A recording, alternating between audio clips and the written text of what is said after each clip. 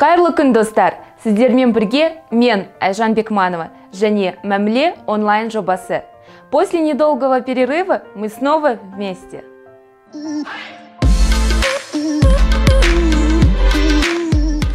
С самого нашего рождения нас сопровождают различные цвета.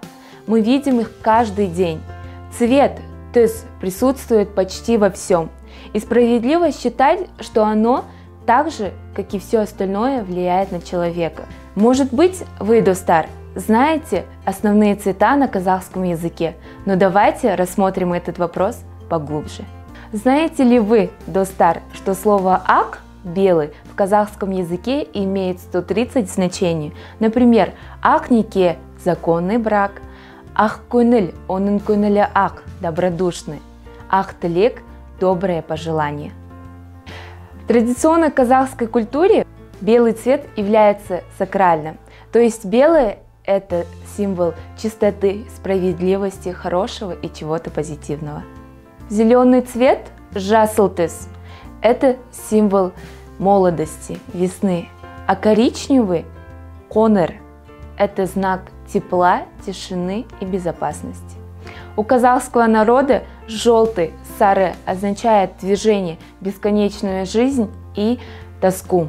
Например, сары уайым – глубокая печаль, сары алтын – чистое золото. Голубой – көк – является одним из самых популярных цветов.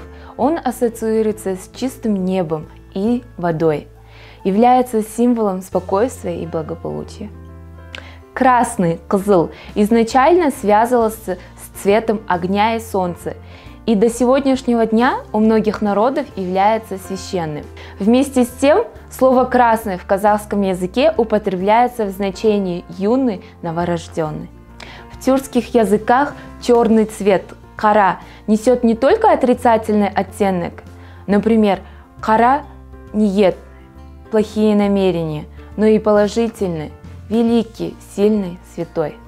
Также, достар, нужно знать, как правильно на казахском языке спросить, какого цвета тот или иной предмет. Для этого, достар, мы употребляем конструкцию «қандай түсті» – какого цвета. Друзья, я надеюсь, что пройденный материал для вас оказался полезным. А самое главное, не забывайте возвращаться время от времени к пройденным словам и употреблять их с вновь выученными. Сау болыңыздар, достар!